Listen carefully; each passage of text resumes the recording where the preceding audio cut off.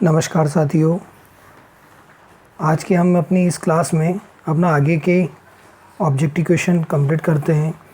इससे पहले मैंने आप लोगों के लिए 3 ऑब्जेक्टिव वीडियो अपलोड कर चुका हूं, आप उनको ज़रूर देखें। ये क्वेश्चंस मैं जो अपलोड कर रहा हूं ये आपके एग्ज़ाम की दृष्टि से बहुत महत्वपूर्ण है, तो आप कृपया इन्हें ज़रूर देखें। हम शुरू करते हैं आज का हमारा टॉपिक। उससे पहले आप इस चैनल को सब्सक्राइब कर लें, जिससे कि हमारी नई वीडियो के नोटिफिकेशन आपको मिलते रहें। चलिए चलते हैं हम हमारा आज का फर्स्ट क्वेश्चन पे। यहाँ पे जो दे रखा है एक डायग्राम है। ये जो डायग्राम दे रखा आपको, इसमें जो ये एक्स के द्वारा जो भाग दिखा रखा है कि what is the name of part x show, मतलब इसे क्या कहते हैं। ये रहे आपके 4 options: frame, handle, fixed frame या फ्रेम लंबाई समायोजन। देखिएगा ये जो भाग है इसका नाम क्या है, ये आपका फ्रेम लंबाई समायोजन है, मतलब फ्रेम लेंथ एडजस्टमेंट। ध्यान रखिएगा ये आपका जो भाग है D is the correct answer. और ये जो है आपका हेक्सा फ्रेम है, ठीक है। इसमें एक्स वाले भाग के बारे में बताना था। एक्स वाले भाग को बोलते हैं फ्रेम लेंथ एडजस्टमेंट। अगले क्वेश्चन पे चलते हैं। सेकंड क्वेश्चन, जॉब पीस वगैरह काटने के लिए प्रयोग किया जाता है उसको, किसी भी जॉब को काटने के लिए। हथौड़े का प्रयोग करते समय दुर्घटनाओं का मुख्य कारण क्या है? What are the main causes of accident while using a hammer? ये रहे आपके 4 ऑप्शन आपकी स्क्रीन पे। खराब ढंग से फिट या टूटा हुआ हैंडल, हैमर या उपयोग करने में सावधानी, ऑपरेशन में कुशलता, हैंडलिंग के बेहतर तरीके। करेक्ट आंसर है आपका A is the correct answer. खराब ढंग से फिट या टूटा हुआ हैंडल। ध्यान रखिएगा। Question second is the correct answer, answer A. अगला चलते हैं। क्वेश्चन थर्ड,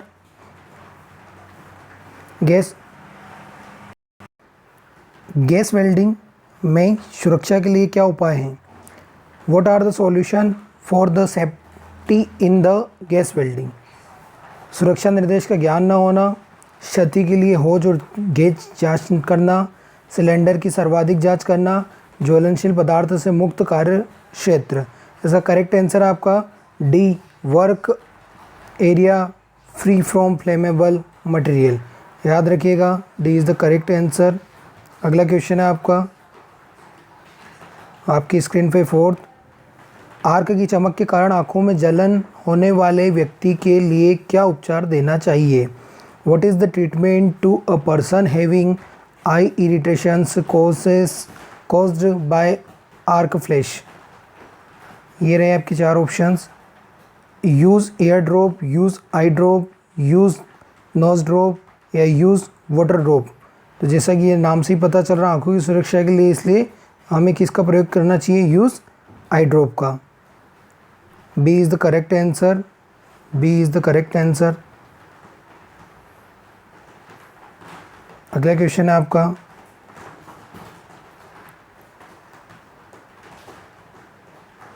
गैस काटने की प्रक्रिया में किस प्रकार की गलती इसमें इस प्रकार की कटिंग एज का उत्पादन करती? Means which types of fluid gas cutting की बात कर रहा, इन gas cutting process produce this cutting edge. ये यहाँ पे आपको ये डायग्राम दे रखा है इस तरह की कटिंग के लिए। ये 4 ऑप्शन है आपके।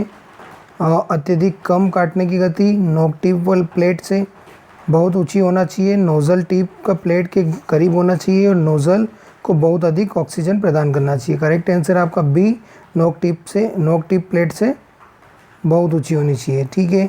तो B is the correct answer आपका, याद रखिएगा बी आपका क्वेश्चन, बी करेक्ट आंसर आपका, ठीक है।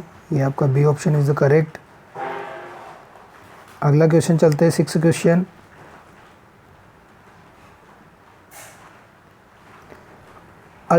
यदि एक welder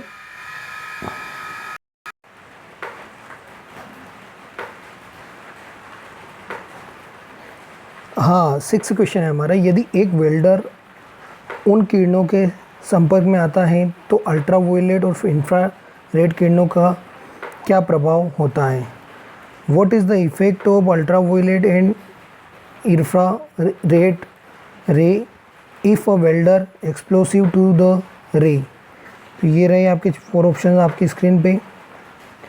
effect to body, effect to eye, effect to face, effect to skin. तो किस चीज़ को इफ़ेक्ट होता है उसमें ध्यान रखिएगा। आपकी जो आँखें हैं अल्ट्रावायलेट की वजह से उनके ऊपर असर पड़ेगा, ठीक है। B is the correct answer, effect to eye. अगला क्वेश्चन है आपका 7 क्वेश्चन।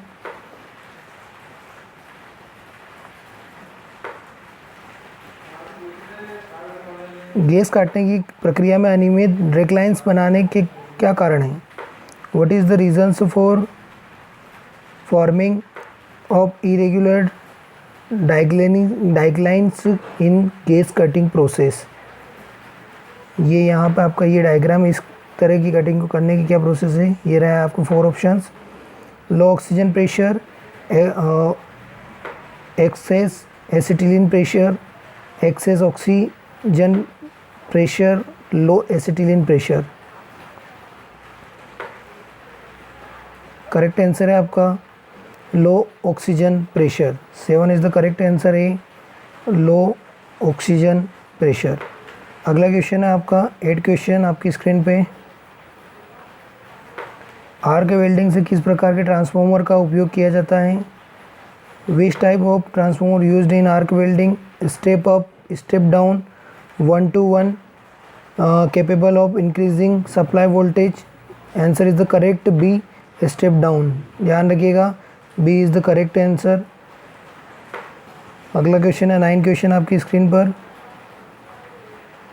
आसान वेल्डिंग के लिए कौन सी स्थिति लाभप्रद है? मतलब किस स्थिति के अंदर हमें सही से वेल्डिंग होती है? तो which position is advantages for easy welding? Flat, vertical, overhead या हॉरिजॉन्टल? Flat position. ध्यान रखिएगा, करेक्ट आंसर आपका A is the correct answer. Flat position एक ऐसी पोजीशन है जिसमें वेल्डिंग आसानी से हो सकती है, फ्लैट पोजीशन। अगला क्वेश्चन है आपका लास्ट 10 क्वेश्चन आज की क्लास का। वेल्डिंग मशीन में एसी से डीसी सप्लाई में परिवर्तन करने के लिए निम्न में से किसका उपयोग किया जाता है? Which one of the following is used to convert AC to DC supply in a welding machine? Rectifier set, motor generator set, engine set, welding transformer. ध्यान रखिएगा, करेक्ट आंसर है आपका रेक्टिफायर सेट। तो इसी के साथ में ये आपके 10 क्वेश्चंस कंप्लीट होते हैं आज की क्लास के। आई होप, हम उम्मीद करते हैं आप लोगों को हमारी ये क्लासेस समझ में आ रही होगी। तो ठीक है, हम कल की क्लास में वापस आपसे मिलते हैं। तब तक के लिए take care, bye bye, thank you for watching, thank you so much.